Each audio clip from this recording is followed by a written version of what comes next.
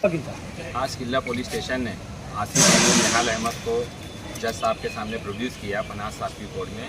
7 दिनों की police custody मांगी गई थी और उसमें उनके ऊपर काफ़ी संगीन इल्ज़ाम पुलिस की तरफ से लगाए गए हैं कि 1044 जो दाखिले बने हैं उनमें से कुछ दाखिले जो इन्होंने बनाए हैं उसमें ऐसा है कि तहसीलदार की भी सिग्नेचर नहीं है और कॉर्पोरेशन से वो आदेश जमा करके बस सर्टिफिकेट लिया गया है।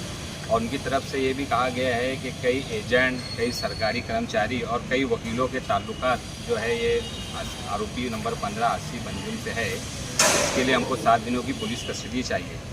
उसके जवाब में हमने कोर्ट को बताया है कि जब से ये 10 जून 2025 से ये FIR रजिस्टर हुई है, कुल मिलाकर 6 से 7 आरोपी को अरेस्ट किया गया है। और हमेशा पुलिस की तरफ से कहा जाता है कि ये बोगस डॉक्यूमेंट कहाँ बने, किसने बनाया, हमको उसकी इन्वेस्टिगेशन करना है। लेकिन अभी तक पुलिस किसी भी नतीजे पर नहीं पहुंची है। हमने कोर्ट को ये बताया कि अगर किसी आदेश पर सिग्नेचर नहीं है और उसके ऊपर कॉर्पोरेशन ने बर्थ सर्टिफिकेट इशू की है तो ये जिम्मेदारी जो है कॉर्पोरेशन के हेल्थ ऑफिसर की है, कॉर्पोरेशन में काम करने वाले लोगों की है। और साथ ही साथ हमने कोर्ट को ये भी बताया कि जो बेस्ट एविडेंस सिग्नेचर का है फॉरेंसिक में भेज के वो चेक करवा सकते हैं।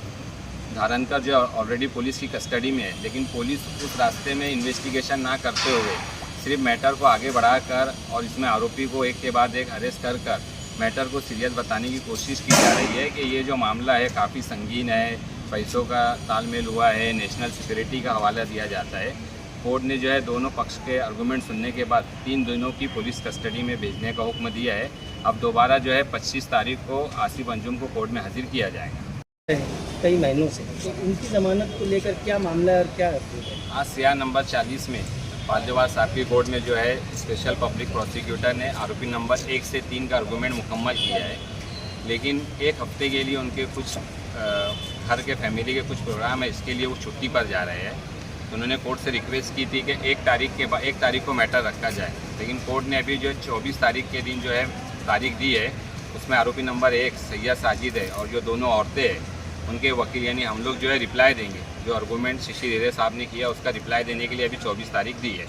और जो CR नंबर 51 है उसमें जो है कोर्ट ने एक वकील जो है यानी जिनके रिप्लाई बाकी रह गए थे उनके लिए जो है कल की तारीख दी है। अगर वो कल रिप्लाई देते हैं तो उनका रिप्लाई सुनने के बाद ऑर्डर की तारीख दी जाएंगी और अगर वो कल रिप्लाई नहीं देते तो कोर्ट ने साफ लफ्ज़ों में कहा है कि फिर मैं मैटर ऑर्डर के लिए रखूँगा।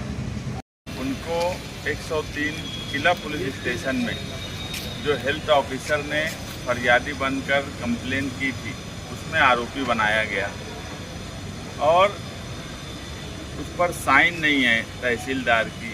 हम अव्वल दिन से ये बात बोल रहे हैं कि पुलिस डिपार्टमेंट उसकी फॉरेंसिक जांच करा ले 1044 की कि वो साइन तहसीलदार की है कि नहीं है, मगर वो ना करते हुए आम लोगों को बिला वजह परेशान करने का काम किया जा रहा है। मुफ्ती आसिफ अंजुम कोई हमारे साथ रहने वाले आदमी नहीं थे, लेकिन वो मौजूदा MLA के ऑफिस में काम करते, उनके करीबी साथी है।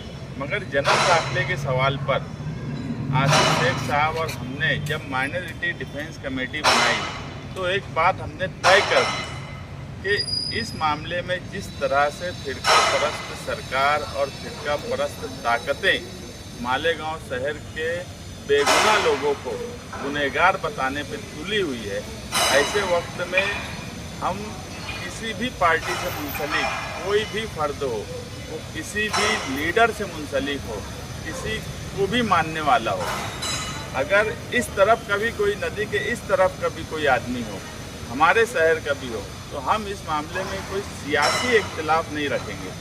माइनॉरिटी डिफेंस कमेटी उसके लिए केस भी लड़ेंगी, उसकी जिस तरह से मदद हो सके वो मदद भी करेंगी।